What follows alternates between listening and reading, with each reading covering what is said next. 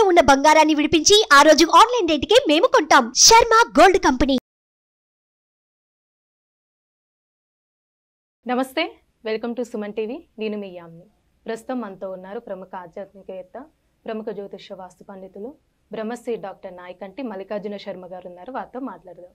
నమస్కారం గురుగారు. నమస్కారం. గురుగారు, ఇప్పుడు పూర్వాషాఢ నక్షత్రంలో జన్మించిన వాళ్ళకి అసలు వాళ్ళ స్వభావం అనేది ఏ విధంగా ఉంటుంది, అలానే వీళ్ళు ఎలాంటి రత్నం ధరిస్తే మంచిదండి? తప్పకుండా అమ్మ. ఓం శ్రీ గురుభ్యో నమః. పూర్వాషాఢ నక్షత్రంలో జన్మించిన వాళ్ళందరూ కూడా శుక్ర మహర్దశలో జననం జరుగుతుంది. అంటే కళత్రకారకుడు, వివాహకారకుడు శుక్రుడు.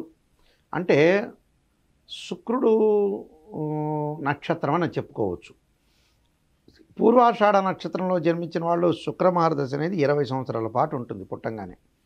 వాళ్ళు 1వ పాదంలో పుడితేనేమో కొంత 15 సంవత్సరాలు ఉంటుంది, 15, 16, 7 సంవత్సరాలు. 2వ పాదంలో పుడితేనేమో 10, 11 సంవత్సరాలు సుమారుగా ఉంటుంది మనకి మ్యాథమెటికల్ క్యాలిక్యులేషన్ చేస్తే. 3వ పాదంలో పుట్టిన వాళ్ళు కూడా 6 సంవత్సరాలు, 7 సంవత్సరాలు, 5 సంవత్సరాలు ఉంటుంది. 4వ పాదంలో పుట్టిన వాళ్ళు కూడా 5 ఏళ్ళు, 4 ఏళ్ళు ఉంటుంది. అంటే ఇక్కడ ఏదైతే పూర్వాషాఢ నక్షత్రంలో జన్మిస్తారో వాళ్ళకి శుక్ర మహర్దశలో జననం జరుగుతుంది. అంటే శుక్ర మహర్దశ 20 సంవత్సరాలు, అలానే రవి మహర్దశ 6 సంవత్సరాలు, అలానే చంద్ర మహర్దశ 10 సంవత్సరాలు, తర్వాత కుజ మహర్దశ 7 సంవత్సరాలు, అలానే కుజుడు తర్వాత ఎంబటే మిగతా మహర్దశలన్నీ వాళ్ళకు వస్తాయి. అంటే రాహు మహర్దశని, కుజుడు తర్వాత ఎంబటే గురు మహర్దశ, శని మహర్దశ, బుధ మహర్దశలు వస్తూ ఉంటాయి.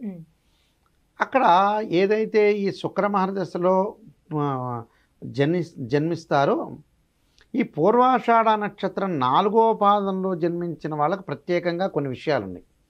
వాళ్ళకి ఏంటంటే వివాహ సమయంలో కుజ మహర్దశ వస్తుంది. కుజ మహర్దశలో వివాహం చేసుకోవటం అనేది మంచిది కాదు. ఇక్కడ అంటే ఎక్కడైతే మనకి 4 భాగాలుగా చేసి పూర్వాషాఢ నక్షత్రాన్ని చూస్తే 4 పాదాలుగా విభజిస్తే 4వ పాదంలో జన్మించిన వాళ్ళకి 5 సంవత్సరాలు శుక్ర మహర్దశ ఉంటుంది. 5, 4 ఎంబటే రవి మహర్దశ 6 సంవత్సరాలు.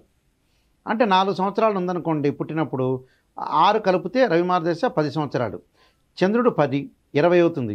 20 నుంచి 27, 28 వరకు కుజ మహర్దశ ఉంటుంది.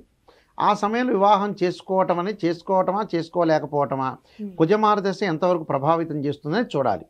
సాధారణంగా ఏంటంటే పూర్వాషాఢ నక్షత్రంను కుజరహిత నక్షత్రం, అంటే ఎగ్జంప్షన్ నక్షత్రం. అంటే వీళ్ళకి కుజదోషం అనేది వర్తించదు. అంటే ఈ మహర్దశలో పుట్టిన వాళ్ళ కుజదోషం అనేది వర్తించదు యాక్చువల్గా. అందువల్ల వర్తించకపోయినా ఆ సమయంలో చూసుకొని కుజదోషం ఉందో లేదో చూసుకోవాలి. కానీ కుజదోష ప్రభావం అనేది వీళ్ళ జాతకంలో ఎట్టి పరిస్థితుల్లో ఉండదు.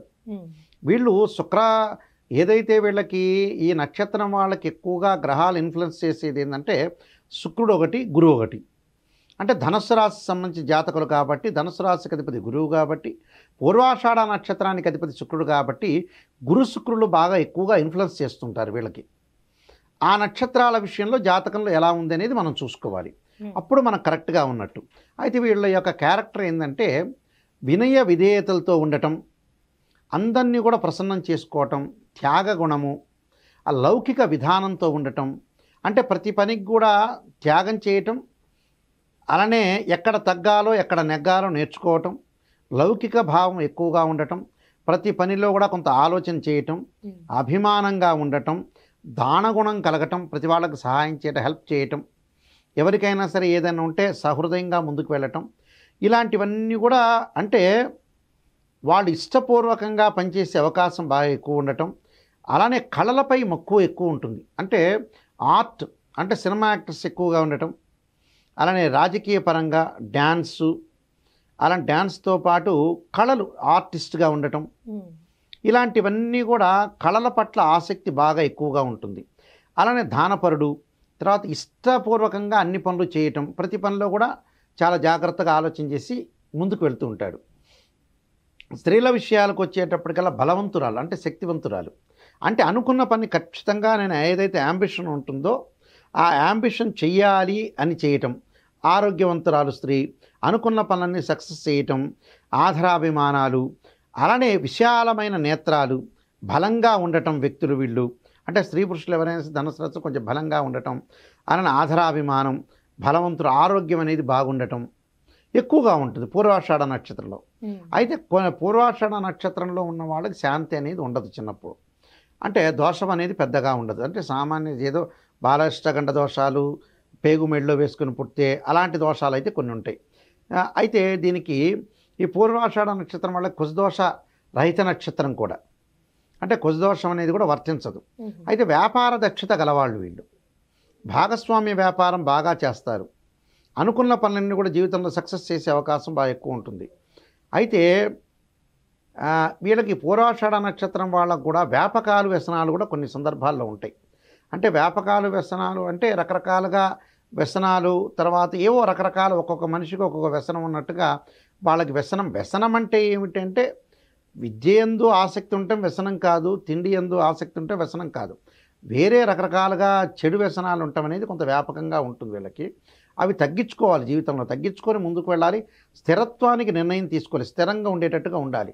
కొన్ని పనులలో అనవసరమైన రిస్కులు చేసుకోకుండా మనం చేద్దాము గ్యారంటీ అనే పనులు మాత్రమే చేయాలి, చేయలేని పనులు వదిలేయాలి. అంటే అనవసరంగా వీళ్ళు బంధువులతోటి వాళ్ళతో సహనంగా లేకుండా సమవుజ్జి వాళ్ళతోటి కొంత ప్రాబ్లమ్స్ కొని తెచ్చుకునే అవకాశాలు ఎక్కువ ఉంటాయి. అలాంటివి తెచ్చుకోకూడదు. కొన్ని ప్రాబ్లమ్స్ రాకుండా జీవితంలో సక్సెస్కి ముందుకి వెళ్ళాలి. అనవసరంగా లేట్ చేసుకోకూడదు. జీవితంలో లేట్ అయ్యే కొద్దల్లా ప్రాబ్లమ్స్ వస్తుంటాయి వీళ్ళకి. లేటు రాకుండా ముందుకు వెళ్ళడానికి ఎలాంటి నిర్మాణాత్మకంగా పోషించాలో చూసుకోవాలి. భాగస్వామ్య వ్యాపారంలో కూడా ఆచితూచి అడుగు వేయాలి. అలానే వీళ్ళు ఆర్థికంగా ఈ నక్షత్రంలో జన్మించిన వాళ్ళకి ఏ విధంగా ఉంటుందండి? ఆర్థిక పరంగా కొంత అనుకూలంగా ఉంటుంది. ఆర్థిక పరంగా, ఫైనాన్షియల్ పరంగా, ఆర్థిక పరంగా లావాదేవీల విషయంలో ముందుకెళ్తారు. కానీ వ్యాపారం చేసేటప్పుడు మటుకు తోటి వాళ్ళని పరిపూర్ణంగా నమ్మలేరు. అంటే వీళ్ళు మోసపోయే అవకాశాలు కూడా కొన్ని సందర్భాలు ఉన్నాయి. అంటే పూర్తిగా వాళ్ళని నమ్మి మోసపోయే సందర్భం ఎక్కువగా ఉంటుంది. అందువల్ల ప్రతి వాళ్ళని కూడా ఆచితూచి అడుగు వేసి నిజంగా మంచివాళ్ళ కాదా అనేది కూడా ఆలోచన చేసి ముందుకు వెళ్ళాలి. ఎందుకంటే భార్యాభర్తల యొక్క సంబంధ బాంధం బాగుంటుంది, కానీ అప్పుడప్పుడు బయట విషయాలను తీసుకొచ్చి గొడవలు పడే సందర్భం ఉంటుంది వీళ్ళకి. అలాంటి విషయాలు కాకుండా ప్రధానంలో కూడా జాగ్రత్త పడి ముందుకు వెళ్ళటం చాలా మంచిది. అంటే కొన్ని సందర్భాలు వీళ్ళకి ఎలా ఏర్పడుతుందంటే భాగస్వామి, వ్యాపార భాగస్వామి కానీ, జీవిత భాగస్వామి కానీ, బంధువులు కానీ, రకరకాల వ్యక్తులతోటి చిన్న లిటిగేషన్స్ ఉండే అవకాశాలు ఎక్కువ ఉంటాయి. ఆ లిటిగేషన్స్ లేకుండా ప్లెయిన్గా, అంటే వీళ్ళకి వీళ్ళ వల్ల ఏమవుతుందో గ్రాస్పింగ్ పవర్ అనేది బాగా పెరిగి కొంత తగాదలకు దారితీసే అవకాశం ఉంది. అంటే ఉన్నది ఉన్నట్టు మాట్లాడే అవకాశాలు కలుగుతూ ఉంటాయి వీళ్ళకి. అందువల్ల ఉన్నది ఉన్నట్టుగా మాట్లాడటంలో తప్పు లేదు, కానీ లౌకిక భావం కూడా ఈ సమాజంలో, ప్రస్తుత సమాజంలో అవసరం, నెససరీ. అంటే ఏది చెప్పాలో చెప్పాలి, ఏది చెప్పకూడదో వాళ్ళు చెప్పుకొని ముందుకు వెళ్ళాలి.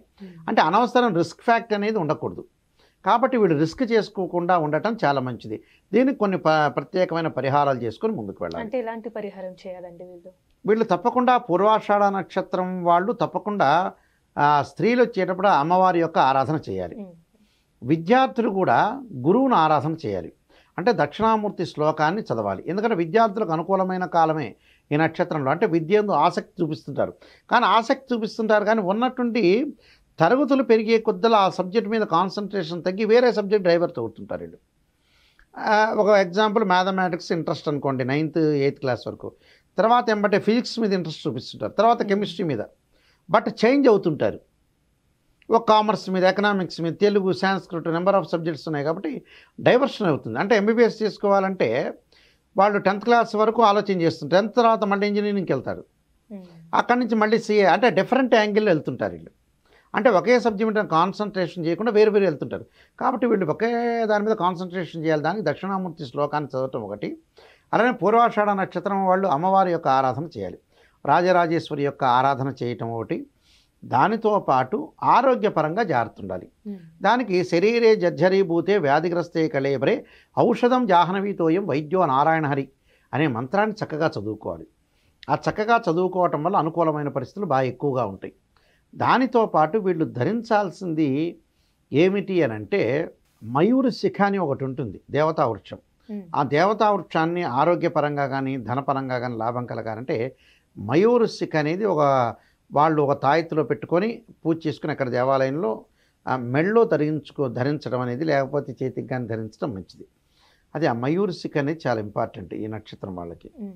దానితో పాటు వీళ్ళు స్టోన్ ధరించాల్సింది ఏమిటి అని అంటే వజ్రం ధరించాలి.